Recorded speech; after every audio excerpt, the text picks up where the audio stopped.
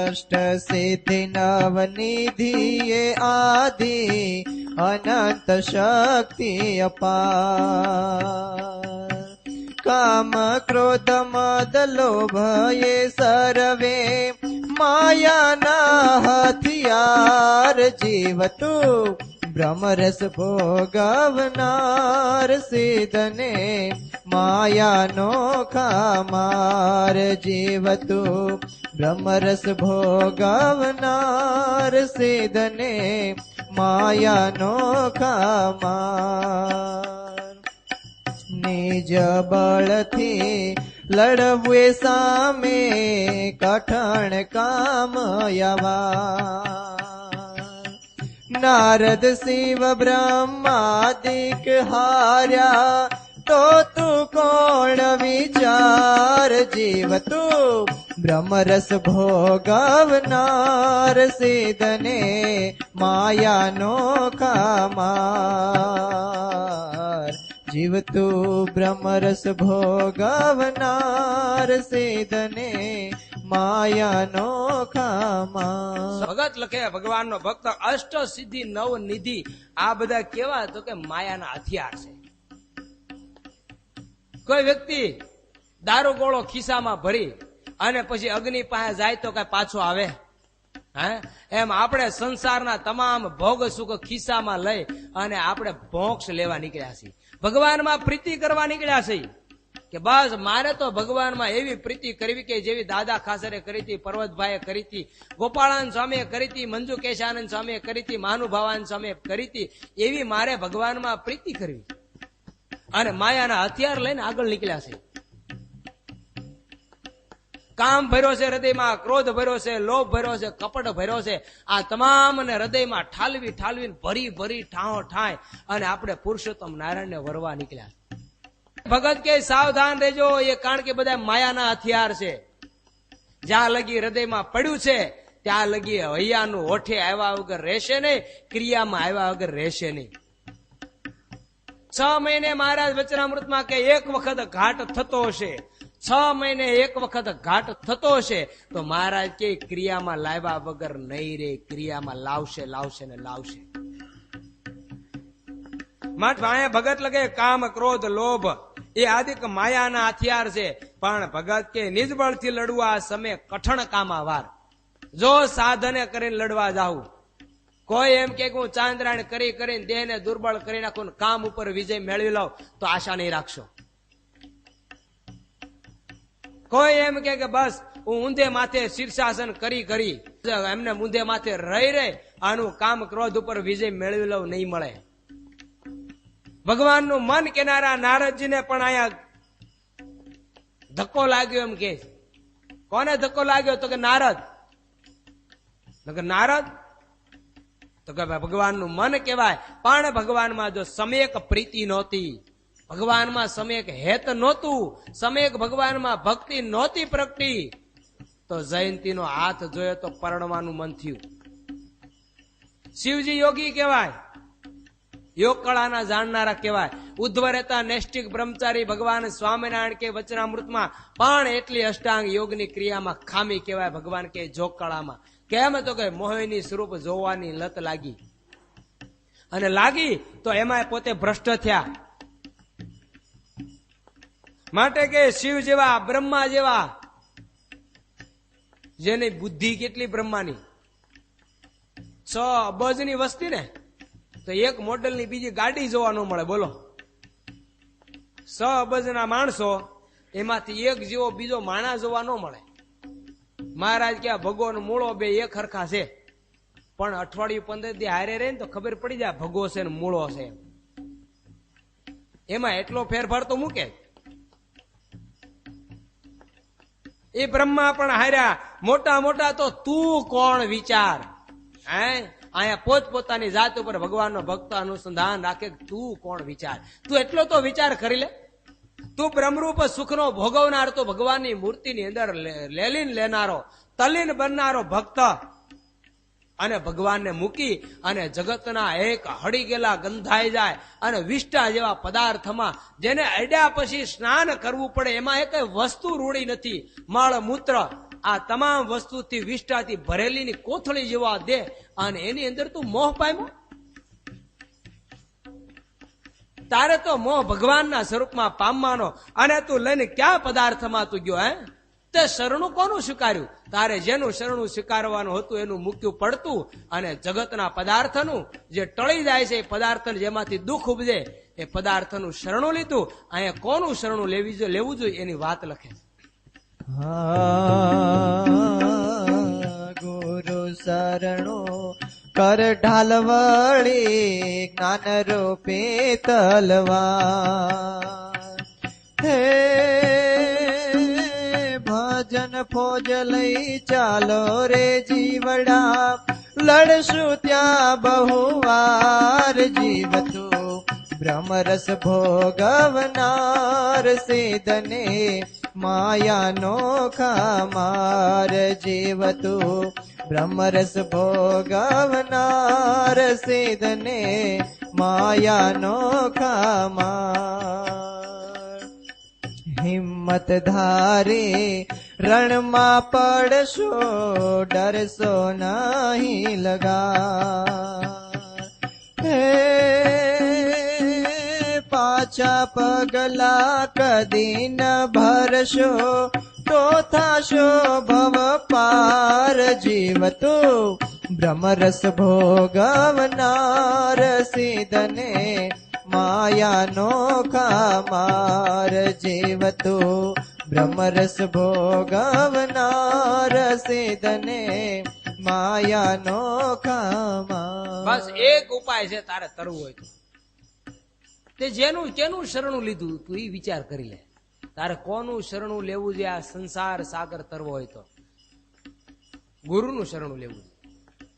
ગુરુને મૂક્યા પડતા અને જગતમાં આલ્યું. હું એક ભાઈને કીધું, ભાઈ સત્સંગ કરો તો કરો. કોનો કરો?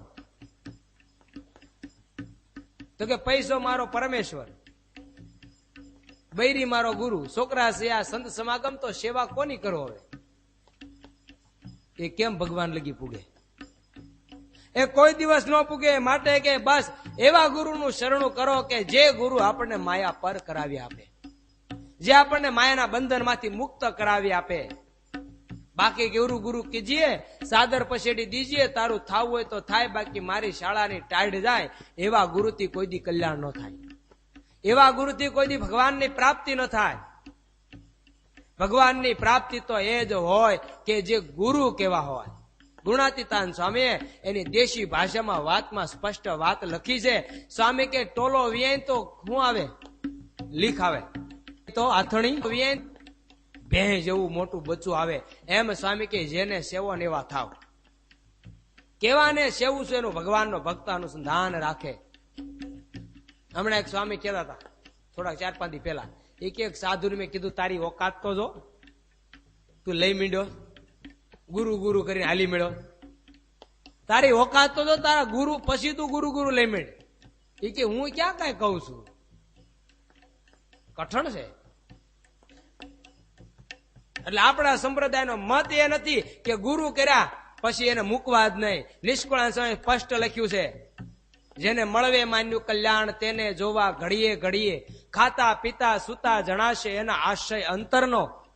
એ ખાતા પીતા સુતા બેઠતા તમામ ક્રિયામાં એની પર ખટકો રખાવો, તપાસ કરો. વાસ્તવિક વસ્તુ મારું કલ્યાણ કરે એમ છે કે નહીં?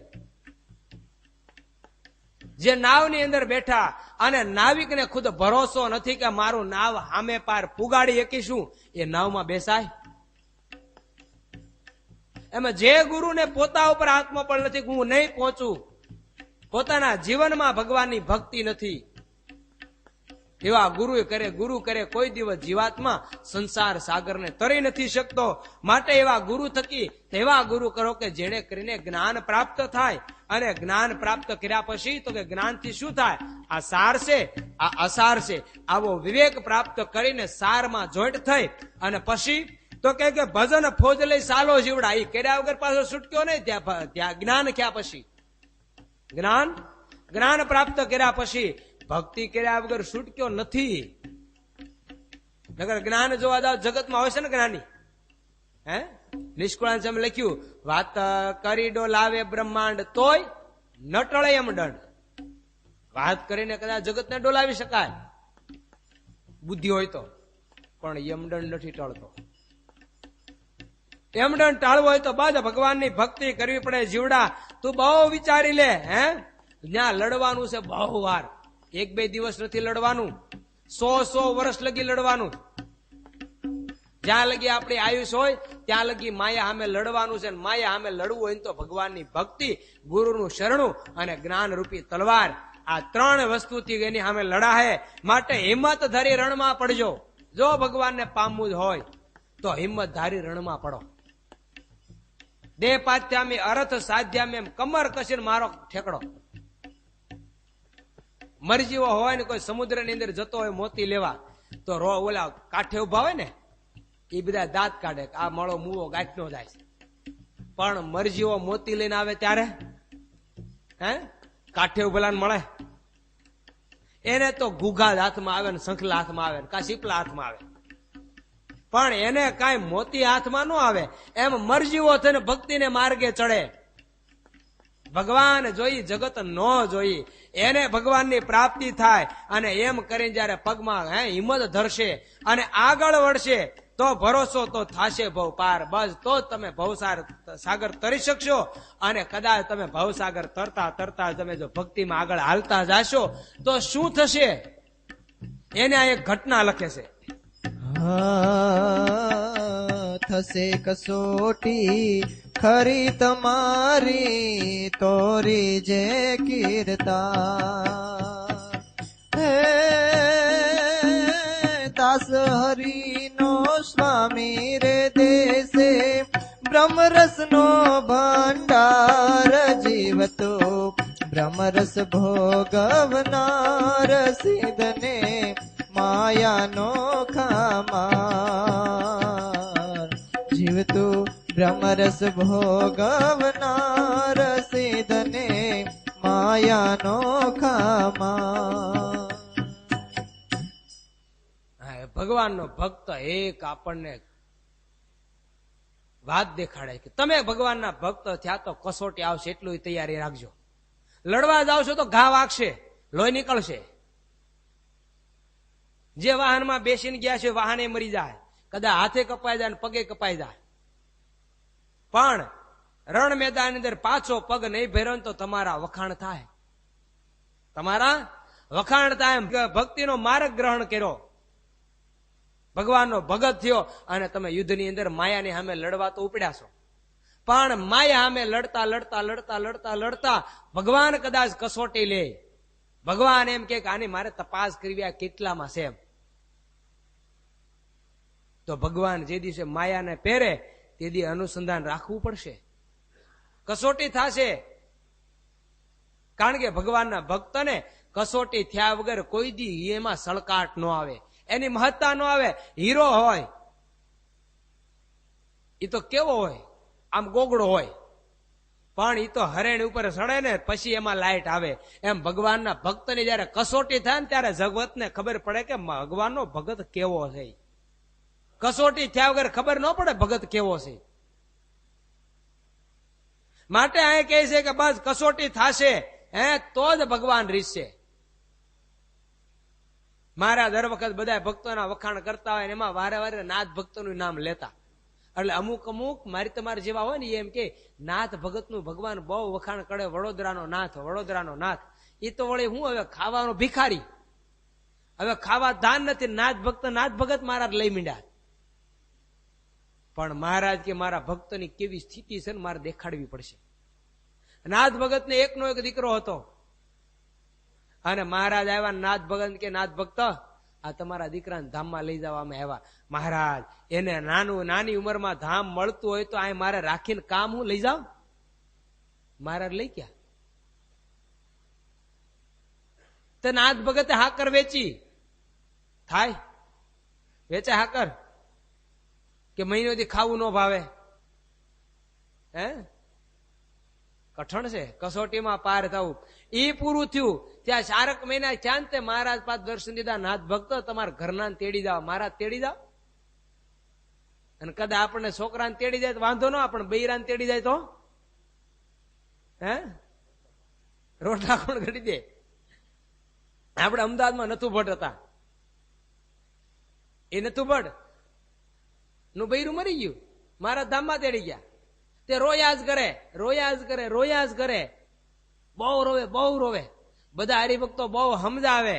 અરે અયોધ્યા પ્રસાદજી દાદા સમજાવે, રામ પ્રતાપજી મહારાજ સમજાવે, પણ માને જ નહીં. પછી બહુ રોતા હતા ને મહારાજ હયાતમાં હતા ને મહારાજ જેતલપુર આવેલા. જેતલપુર લઈ ગયા બધા હરિભક્તો 7-8 મળી. મહારાજ પાસે લઈ ગયા ને મહારાજ ને કે મહારાજ આ ભગત નું બૈરું મરી ગયું, તે રોવે છે બહુ. તે મહારાજ આશ્વાસન આપ્યું, ભગત જન્મે મરે છે, કોઈ અમરપટ્ટો લઈને આવ્યું છે? એમ કહીને મહારાજ ઉપદેશ મેળા દેવા સાના રહી ગયા. ત્યારે સુરાખાસ કે મહારાજ તમે પૈણા નથી એટલે ખબર ન પડે, પૈણા હોય તો ખબર પડે બૈરું મરે ત્યારે શું દિશા થાય. તે ઓલા પાછી પોક મૂકી. બોલો, તે મહારાજે પાછું ઠાર્યું, એલા ભાઈ એમ ન હોય, આમાં તું એટલું તો વિચાર કર, તું બીજું પરણ જાટે તો તને એમ લાગે પણ મરી ગયું મરી ગયું. હવે તે હળગાઈ દીધું, જીવતી હોત તો હું પાછી લાવત, પણ મરી ગયો ને કે હળગાઈ દીધા ને કેમ પાછી લાવું? એમ કહીને મહારાજ આશ્વાસન આપ્યું ને ત્યાં સુરા ખાજર ને કે મહારાજ ઈ તો પૈણા હોય ને છોકરા નાના હોય ને એને ખબર પડે કેમ મોટા કરવા. તે પાછી પોક મૂકી. એમ 7-8 વખત પોક મૂકી અને મહારાજ 7-8 વખત સાના રાખ્યા. અને એ સમયે મહારાજ પાસે ગામના માધવજી અને રૂડબા આવ્યા. તાજા પરણે લાવો ને શેડા શેડી નથી છોડી. અને મહારાજ ને પગે લાગવા આવ્યા ને મહારાજ પાસે ઉભા રહ્યા અને મહારાજ ને વંદના કરી. અને મહારાજ કે કોણ છે? તો કે ભક્તો છે મહારાજ, તમારા દર્શન કરવા આવ્યા છે, તાજા પરણીને આવ્યા, મને કંઠી પહેરાવો. રૂડબાઈ કે હું સત્સંગી નથી, મને સત્સંગી કરો. મહારાજ કે એમ સત્સંગી ન કરીએ, તમારે સત્સંગી થવું હોય ને તો પરણો એક ધણી અને બીજા બધા ભાઈ અને બાપ કરો ને તો સત્સંગી કરીએ. મહારાજ પરણો એક ધણી, બાકી જે કાંઈ પુરુષ એની ભાઈ ને બાપ. મહારાજ કે એમ સત્સંગી ન કરીએ. મહારાજ કે એક નિર્ણય લ્યો, પરણો ધણી ભાઈ અને બાપ તો કંઠી પહેરાવી. અરે મહારાજ પરણો ધણી ભાઈ અને બાપ. મહારાજ કે એમ ન કરીએ તો મહારાજ કે મુંડાવીને સાંખ્યોગીના ધર્મ પાળીને જીવબા લાડુ ભેગા રહ્યો તો કંઠી પહેરાવી. અરે મહારાજ એમ કરું, બોલાવો વાળંદને. મહારાજ કે આને સત્સંગી કહેવાય. આ મહારાજ કે 80 વર્ષનો સત્સંગી થઈને સોટો છે પાછો રોરો કરશો રામાન સ્વામી વખતનો. એક 3 ફદ્યાનું મરી ગયું એમાં. પણ જીવાત્માને જ્યાં લગી ભગવાનની પ્રાપ્તિની ખબર નથી, ભગવાનના સુખનું જેને ભાન નથી, એટલે જગતના પદાર્થ ટળી જાય ને ત્યારે રોવે છે. માટે અહીંયા ભગત કહે છે બસ ખરી કસોટી થાય.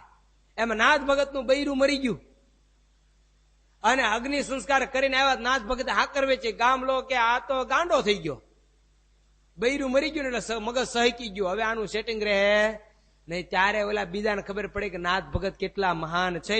માટે અહીંયા હરિબાપા આપણને ટકોર કરી કે ભગવાનનો ભક્ત તો બ્રહ્મ સુખનો ભોગવનાર છે અને કેવા સુખની વિશે લલસાય.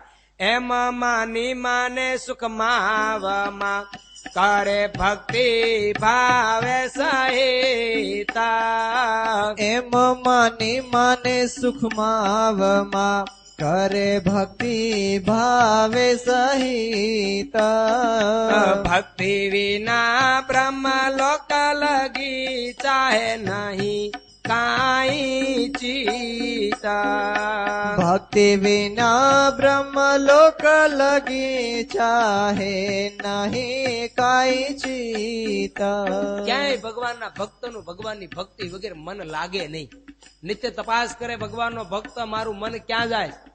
ભગવાન સ્વામિનારાયણ પ્રથમના ન ભૂલતો હોય તો 38માં વચનામૃતમાં વાત કરી. મહારાજ કે પોતાના જીવનનું નામું માંડવું કે આ વર્ષમાં મારું મન આવું હતું, હવે કેટલે પહોંચ્યું. એમ માંડ્યું આપણે નામું નથી માંડ્યું.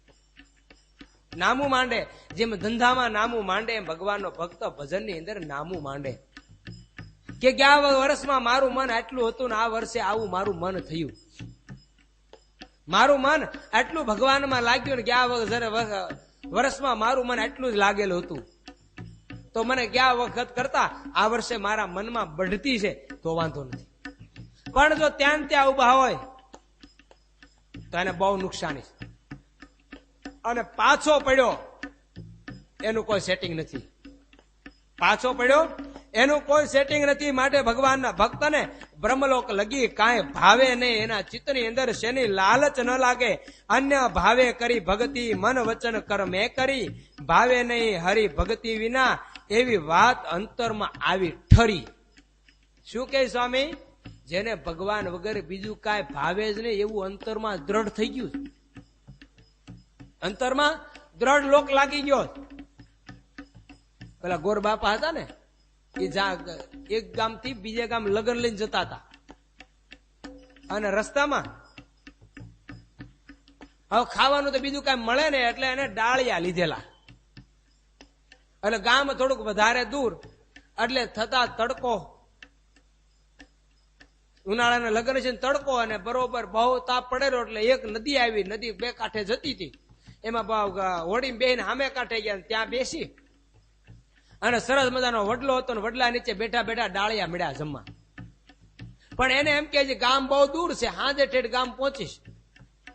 ડાળિયા હારી પેટ ખાધા ને હારી પેટ પાણી પીધું, અને 2-3 કિલોમીટર હાલ્યા ને ત્યાં ગામ આવી ગયું. હવે વેવાઈને ખબર હતી કે આજ ગોરદાદા આવવાના છે લગ્ન લઈને. ગોરદાદા લગ્ન લઈને આવવાના છે, તૈયાર સરસ મજાના મેવા મિષ્ટાન બનાવેલા. અને ગોરદાદા ગયા એટલે લગ્ન લીધા ને ગોર બાપાને પાટલે બેસાડ્યા, સામે એક પાટલો મૂક્યો ને એની અંદર સરસ મજાના પકવાન મૂકીને ગોર બાપાને કે જમો.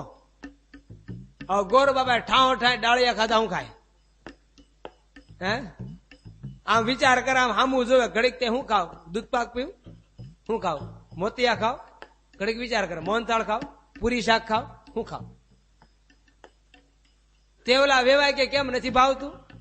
તો કે ના ના ભાવે છે ને. ભાઈ બટકું ભરે અગર મોઢા પા લઈ જાય પાછું મૂક્યું. કેમ?